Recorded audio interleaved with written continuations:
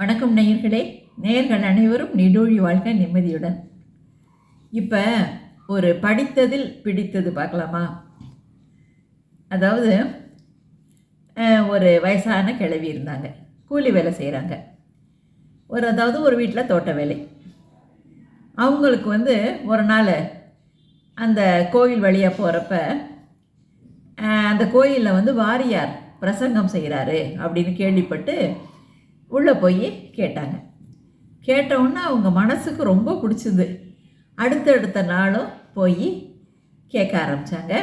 கேட்டுட்டு அடுத்த நாள் வேலைக்கு வர்றப்ப அதெல்லாம் ரொம்ப நேரம் உட்காந்து கேட்டதுனால அவங்களுக்கு ரொம்ப அலுப்பாகி வேலை செய்கிறப்ப கொட்டாவியாக விட்டுட்டு தூக்க கலக்கத்தோடே இருந்தாங்க.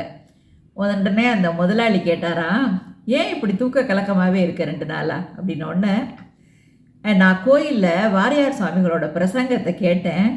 ரொம்ப நேரம் கண்டுபிடிச்செல்லாம் கேட்டதுனால அப்புறம் அதை பற்றி நினச்சிக்கிட்டு இருந்தேன். அதனால் நைட்டு சரியாக தூங்கலை அப்படின்னோடனே, சரி என்ன கேட்ட அப்படின்னோடனே, அவர் ரொம்ப நல்லா பேசினார் அப்படின்னாதான். சரி அதுதான் ரொம்ப நல்லா பேசினார், என்ன கேட்ட? ராமாயணத்தை பற்றி பேசினார். சரி ராமாயணத்தை பற்றி நீ என்ன தெரிஞ்சுக்கிட்ட கேட்ட அப்படின்ன உடனே, அதெல்லாம் எனக்கு தொடர்ச்சியாக சொல்ல வராது, அப்புறம் நான் வாரியார் சுவாமிகள் ஆகிருக்க மாட்டேனா என்ன, அதனால் கேட்டேன், எனக்கு மனசுக்கு பிடிச்சிருந்தது, நல்லா இருந்தது அப்படின்னு தான் அந்த கிழவி. உடனே இந்த பாரு, உனக்கு என்ன கேட்டேன்னு கூட சொல்ல தெரியல, அப்புறம் ஏன் தேவையில்லாமல் போய் அங்கே போய் உட்காந்து கேட்டுட்டு இருக்க, ஒழுங்காக வீட்டுக்கு போய் படுத்து தூங்கிட்டு வேலைக்கு வர வழியை பாரு அப்படின்னாராம். உடனே இந்த கிழவி ஒரு நிமிஷம் யோசிச்சுட்டு, ஐயா இங்கே வாங்க அப்படின்னு கூப்பிட்டுச்சான். என்ன, இந்த கூடை எடுத்து இந்த பக்கத்தில் உள்ள குட்டையில் இருக்க தண்ணி எப்படி எடுங்களேன் அப்படின்னு ஒன்று இவர் சொன்னாரா, என்ன இது கூடையெல்லாம் ஒரே ஓட்டையாக இருக்குது, எப்படி தண்ணியெல்லாம் தங்கும்? இல்லைங்கய்யா கொஞ்சம் எடுத்து பாருங்கள் அப்படின்னு ஒன்று எடுத்த உடனே தண்ணியெல்லாம் வடிஞ்சிருச்சு. திருப்பி 2 தடவை எடுங்கய்யா அப்படின்னு உடனே எடுத்து பார்த்தா ஏதோ அந்த கிழவி சொல்லுதேன்னு சொல்லிட்டு எடுத்து பார்த்துருக்காரு, தண்ணியெல்லாம் கொட்டியிருக்கு.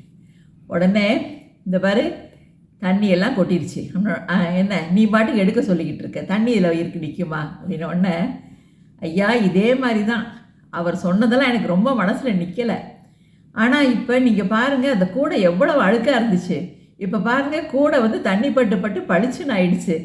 அது மாதிரி எனக்கு மனசில் அந்த கருத்துக்கெல்லாம் ரொம்ப நிற்காட்டா கூட மனசு முன்னையோட என்னமோ ரொம்ப சுத்தமான மாதிரி இருக்குது எனக்கு என்ன அப்படின்னு சொன்னுதான்.